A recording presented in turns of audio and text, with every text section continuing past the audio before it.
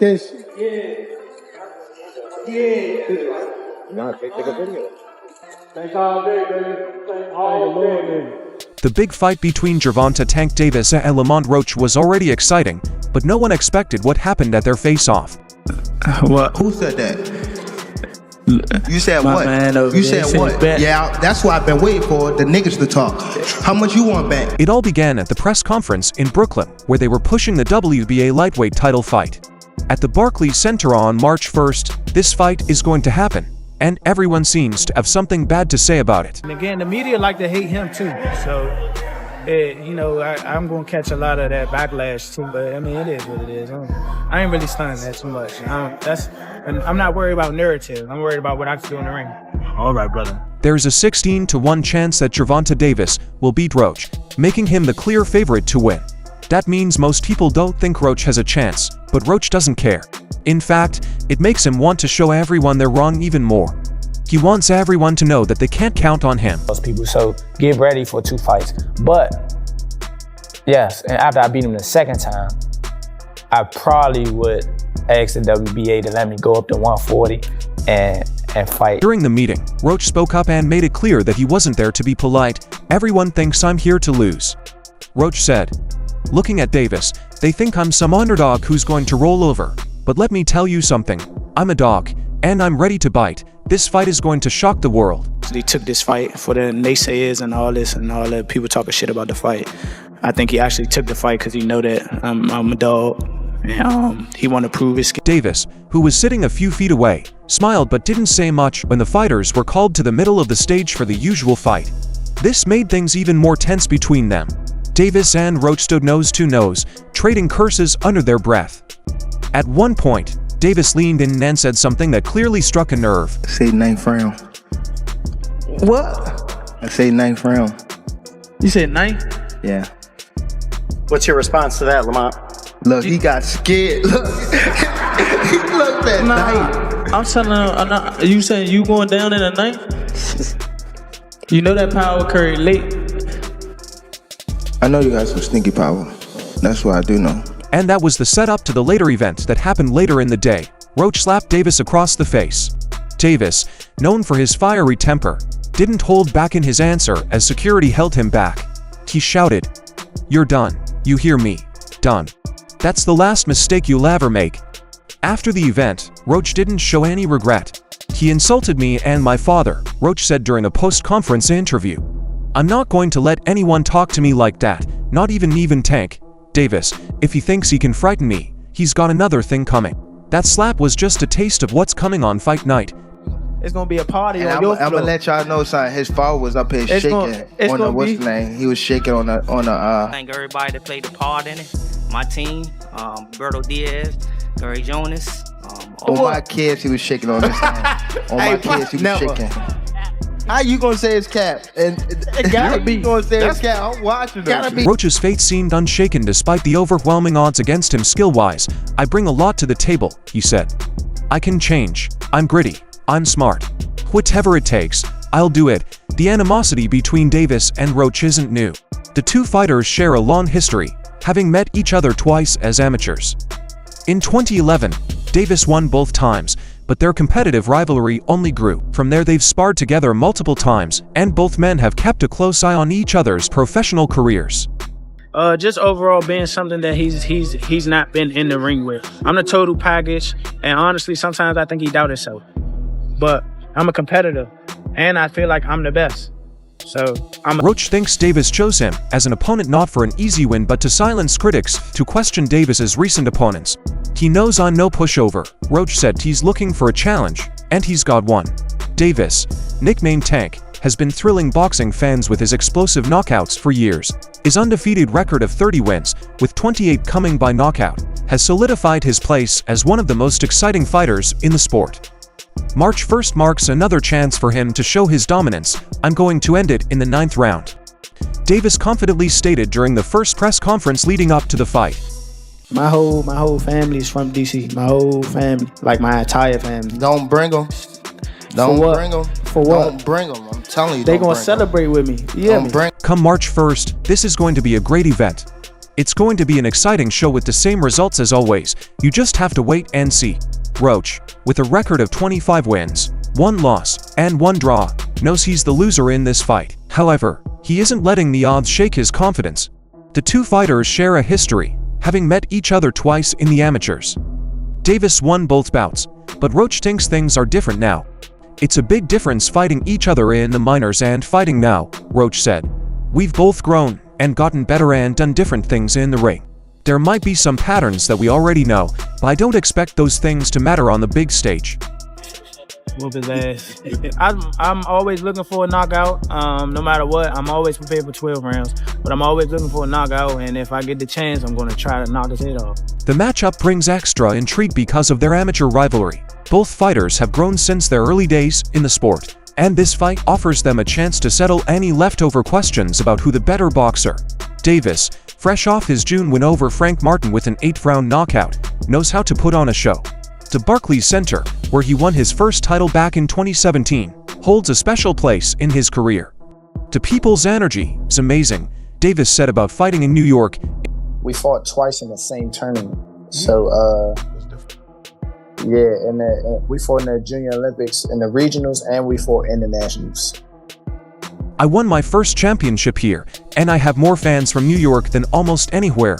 New Yorkers come with great energy. This will be Davis's 4th time fighting at the Barclays Center, and he is eager to give another memorable performance for his fans in the city. For Davis, the energy of New York and the backing of its people add fuel to his fire. Roach, meanwhile, is taking on a significant challenge by moving up 5 pounds to face Davis. Despite this, he remains confident in his abilities and views this fight as a golden chance to showcase his skills on the biggest stage of his career. Lamont's got skills, Davis acknowledged.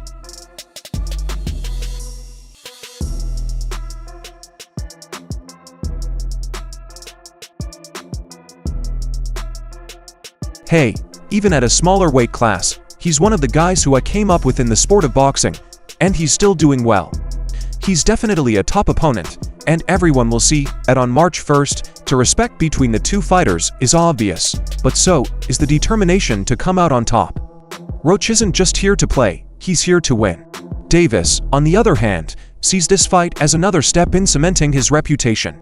Davis's prediction, the 9th-round finish, adds an extra layer of drama to the fight. His confidence is clear, and his track record of knockouts backs up his words. But Roach's belief in his own growth and preparation sets up a clash of wills that fans can't wait to watch. No one's been able to solve Tank Davis. What do you need to do together with you and your team and obviously your son to score that victory? We got a game plan. We're going to execute it, and we're going to get the Move results. move that head, bob and weave. That go both ways. This fight is more than just another title defense for Davis. It's a chance for him to continue his journey toward becoming one of the all-time greats with every win. His legacy grows, and he knows the pressure that comes with being at the top. Yet even with all the focus on this fight, Davis dropped a hint that has fans talking. In the middle of all this build-up, Davis casually stated that retirement is on his mind. And while he didn't elaborate, the possibility of him stepping away from the sport adds a new layer of importance to each fight. However, not everyone actually believes. Why you retiring? What changed? What made this shit trash? Garbage. If you got the opportunity to sign a prospect for GTD, who will be? Bernard Hopkins, one of the most respected names in boxing, has shared his thoughts on Gervonta Davis's plan to retire at the age of 30. For Hopkins, who became the oldest world champion in boxing history at the age of 49, the idea of stepping away at such a young age is almost unthinkable. That the man known as the Executioner also recognizes the unique path Davis has taken to reach his current status and the legacy he's built in the sport. Speaking to Fight Hype, Hopkins reflected on Davis's remarkable career and the potential effect of his early retirement. He needs to be honored for doing what most of the greats did in their time. Hopkins said he did the highest goal that you can accomplish, and he's also a first-ballot Hall of Famer. After next year, I'm out of it. After our second fight. You're out of it? Yeah, Care to elaborate on that? out of the sport. After our second fight. Hopkins' words draw an interesting contrast between the two fighters. Hopkins' career is associated with longevity and endurance. He didn't just fight into his 40s, he thrived, defeating much younger opponents and holding world titles well past the age most fighters quit. His 2014 victory over Bibit Shumanov, off to take the WBA light heavyweight title at 49, remains an unparalleled achievement in boxing history. Davis, on the other hand, has taken a different route with his unbeaten record of 30, 0, and 28 knockouts. He's already considered one of the best of his generation, but his news that he plans to retire by the end of 2025, after just 3 more fights, has sparked debates among fans and experts. And then you hope Tank, I know he's announced that he's retiring at the end of 2025. I don't know if you believe that or not, but I don't know. I thought he was very sincere. Sometimes the hunt fed up with, maybe, but boxing can do that to you, I think, in general. So Hopkins addressed the inevitable comparisons between Neres and the criticism Davis I'd face for potentially not fighting certain rivals, including Shocker Stevenson. Every era has fighters who didn't fight each other. Hopkins explained, I don't think that would ever go away or be dismissed from eras of conversation. One of the central discussions surrounding Davis's potential retirement is his reluctance to face WBC champion Shocker Stevenson. The idea of the two squaring off had gained traction earlier this year when Davis mentioned Stevenson as a future opponent. However, during the press conference to announce his fight with Lamont Roach Jr., Davis dismissed the notion entirely for what has Shocker done in it. Sport, he hasn't done nothing. Davis said his comments sparked controversy, particularly when he added the young ones look better than him. Keyshawn looks way better than this guy. Who have Shakur? What have Shakur done? What have he done in the sport? He haven't done nothing. The young one is looking more better than him. Who that? The Keyshawn. Keyshawn looking way more better than this. I keep screaming his name. He haven't done nothing. Keyshawn haven't even done nothing. Davis's remarks show his view that Stevenson hasn't accomplished enough to warrant a fight between them, but Hopkins offered a different viewpoint, saying that Davis's decision shouldn't detract from his legacy. Tank knows his path and will go about it how he feels. Hopkins said he's still young, he might change his mind. Who knows? Something might happen in the next 1 or 2 fights where it's an automatic repeat or rewind of somewhere amazing on his way out. Davis's refusal to face Stevenson has led some to accuse him of avoiding a possibly dangerous opponent. Stevenson, known for his defensive prowess and technical skill, offers a stark contrast to Davis's aggressive, knockout-heavy style. Davis, however, brushed off the idea that he's afraid of Stevenson. Lamont Roach, but when you look at Shakur Stevenson, when you're looking at these other fights that he should really be fighting, he don't want to do them fights. He wants to retire. Yeah. So don't come and but don't come and come at me. Yeah. And go, oh yeah, let's give it all, very big bollocks, and go, oh yeah, let's give him some stick. Afraid of what Davis said to us fighters. If we're afraid of somebody, it has to be somebody hitting us and hurting us. He doesn't have any attack, everything is a defense. Defense only wins in defense and football. That's not a win in fighting. Hopkins, in his measured way, suggested that fans should respect Davis's choice regardless of whether he faces Stevenson. If he's going to do 1, 2, or 3 more fights, let's accept that and hope it's the fights we want to see.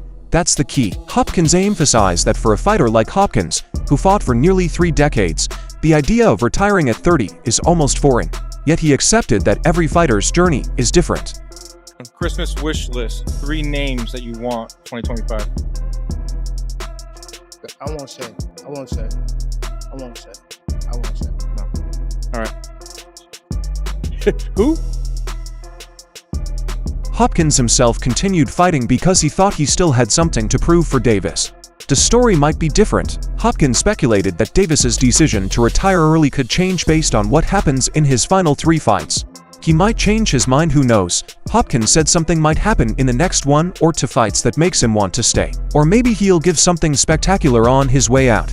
The contrast between Davis and Hopkins also shows broader shifts in the sport. In Hopkins's era, fighters often continued their jobs out of necessity, whether for financial reasons or because they felt unfinished. Today, many fighters, including Davis, are in a better situation to call it quits on their terms. Davis' remaining time in the sport is going to be closely scrutinized.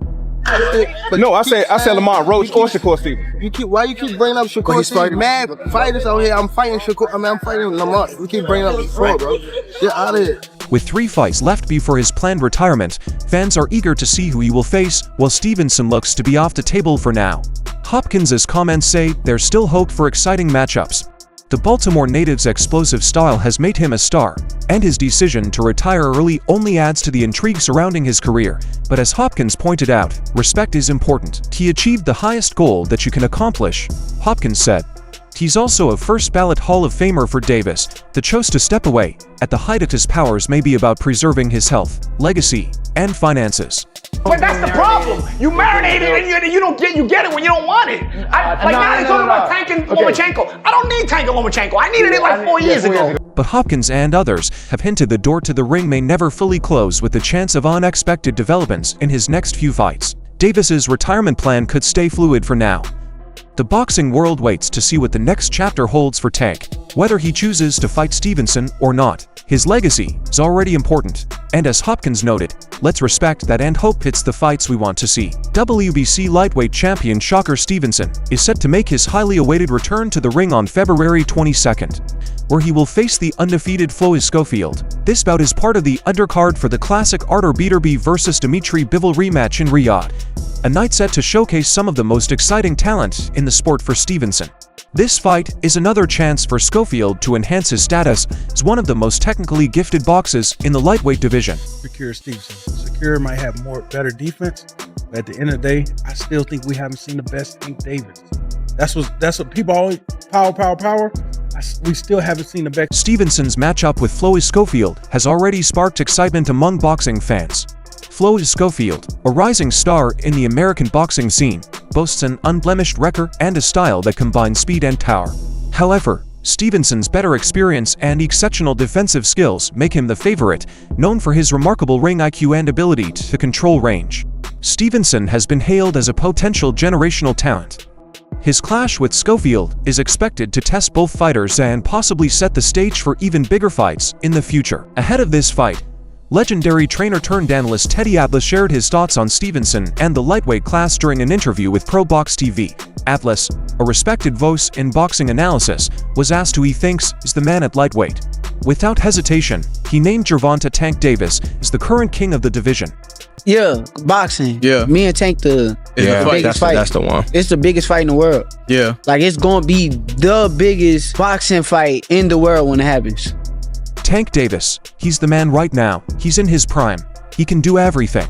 Atlas stated, forget about the fact he's the hardest puncher and all of that. He's also a terrific counter-puncher. He sets traps and can use his legs when he has to. Right now he's the full L package. Davis's status as one of the most dangerous fighters in the sport is well earned. With a perfect record and devastating knockout power, Davis has established himself as a fan favorite and a must-watch attraction, but Atlas didn't stop at praising Davis's punching power. He highlighted the Baltimore native's ability to adapt in the ring, his tactical acumen, and his footwork traits that make him a formidable challenge for any opponent. To show y'all something, I want y'all to pay close attention. Tank's telling y'all, he don't want to chase him around. Y'all want to see Tank knock people out. You don't want to see him chase somebody around the whole fight, because what happened when Shakur do it, when somebody chasing him around? It's boring. What's next for Tank? If anything, it's going to be Keyshawn out of them two. When the conversation turned to whether Davis could defeat Stevenson, Atlas recognized the unique challenges offered by the WBC lightweight champion. He's probably the only guy I can think of beating Shocker Stevenson right now, Atlas said. Because Shocker Stevenson is that tough because of his style, his ability, his eyes, his legs, his hand speed, and the way that he controls LS range. Stevenson's defensive skill and ability to neutralize opponents make him one of the most elusive fighters in the sport. His precision footwork and ability to dictate the pace of a fight have drawn comparisons to some of the greats. However, Atlas thinks that Davis's versatility and fight-ending power could make him the one to Shocker Stevenson's style. I'm not looking at Lamont the way that everybody else look at Lamont. Like, I know Lamont is a really good fighter. I'm not. This ain't no Frank Martin. That's all I'm gonna say. Yeah. It's a real good fight. The possibility of a showdown between Davis and Stevenson has fans talking.